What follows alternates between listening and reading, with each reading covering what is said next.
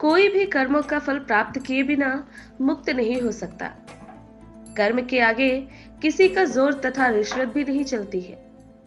कर्म एक स्वतंत्र सत्ता है और जीव को प्राणियों को कर्म करने का स्वतंत्र हक है। और कर्म फल भी कर्म स्वभाव से ही प्राप्त होता है। कर्म का फल कोई परमात्मा नहीं देता। व्यक्ति जो करता है वही उसे मिलता है। अच्छे कर्म करता है तो अच्छा फल मिलता है, बुरे कर्म करता है तो बुरा फल मिलता है। पका हुआ आम कभी कड़वा नहीं हो सकता, वो सदैव मीठा ही रहता है। इसी प्रकार अच्छे कर्म का फल हमेशा सुखदायी होता है। इसीलिए हमेशा सर्वदा अच्छे कर्म, श्रेष्ठ कर्म, उत्तम कर्म, जिसमें आत्मा को सुख हो, आत्मा की मुक्ति हो और सर्वजन के लिए हितकारी हो, ऐसा श्रेष्ठ कर्म सदैव करना चाहिए। लेकिन कभी कभी हम अनजाने में ही बुरे कर्म कर बैठते हैं, जिसका हमें कुछ पता ही नहीं होता। कर्म फल कैसे काम करता है, आइए जाने अनजाने कर्म फलों का रहस्य। इस प्रश्न का उत्तर इस कहानी के माध्यम से हम जानेंगे। एक राजा जरूरतमंदों को अपने महल के आंगन में भोजन करा रहा था। राजा का रसोइया खुले आंगन में भोजन पका रहा था। उसी समय एक चील अपने पंजे में एक जिंदा सांप को लेकर राजा के महल के ऊपर से गुजरी। तब पंजों में दबे सांप ने अपनी आत्मरक्षा में चील से बचने के लिए अपने फन से जहर निकाला। तब रसोइया जो लंगर जरूरतमंदों के लिए पका रहा था, उस लंगर में सांप के मुख से निकले जहर की कुछ बूंदें गिर गई। इस बात का किसी को कुछ पता नहीं चला। फलस्वरूप वे लोग जो भोजन करने आए थे, जहरीला खाना खाने से ही मौत हो गई उनकी।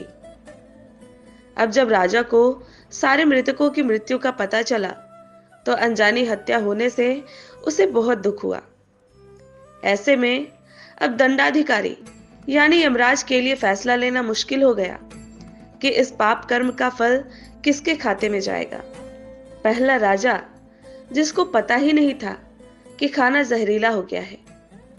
दूसरा रसोइया, जिसको पता ही नहीं था कि खाना बनाते समय वह जहरीला हो गया। तीसरा चील, जो जहरीला सांप लिए राजा के ऊपर से गुजरी थी। वह सांप जिसने अपनी आत्मरक्षा में जहर निकाला था। बहुत दिनों तक यह मामला यमराज के पास बिना निर्णय विचाराधीन रहा। फिर कुछ समय बाद कुछ लोग राजा से मिलने उस राज्य में आए और उन्होंने किसी महिला से महल का रास्ता पूछा। उस महिला ने महल का रास्ता तो बता दिया, पर रास्ता बताने के साथ साथ उन लोगों से यह भी कह दिया कि देखो भाई, जरा ध्यान रखना, वह राजा आप जैसे लोगों को खाने में जहर देकर मार देता है। बस जैसे ही उस महिला ने यह शब्द कहे, उसी समय यमराज ने निर्णय ले लिया कि उन मृत लोगों की मृत्यु के पाप का फल इस महिला के खाते में ही जाएगा और इसे उस पाप का फल भुगतना होगा। यमराज के दूतों ने पूछा, प्रभु ऐसा क्यों, जबकि उन मृत लोगों की हत्या में उस महिला की कोई भूमिका ही नहीं थी। तब यमराज ने कहा कि देखो भाई, जब कोई व्यक्ति पाप करता है तब उसे बड़ा आनंद मिलता है, पर उन मृत लोगों की हत्या से न तो राजा को आनंद मिला, ना ही उस रसोइया को आनंद मिला, ना ही उस सांप को और ना ही उस चील को आनंद मिला। पर उस पाप कर्म की घटना की बुराई करने के भाव से बखान कर उस महिला को जरूर आनंद मिला। इसलिए राजा के उस अनजाने पाप कर्म का फल अब इस महिला के खाते में जाएगा। बस इसी घटना के तहत आज तक जब भी कोई व्यक्ति जब किसी दूसरे के पाप कर्म का बखान बुरे भाव से करता है, तब उस व्यक्ति के पापों का हिस्सा उस बुराई करने वाले के खाते में भी डाल दिया जाता है। अक्सर हम जीवन में सोचते हैं कि हमने जीवन में ऐसा कोई पाप नहीं किया, फिर भी हमारे जीवन में इतना कष्ट क्यों आया।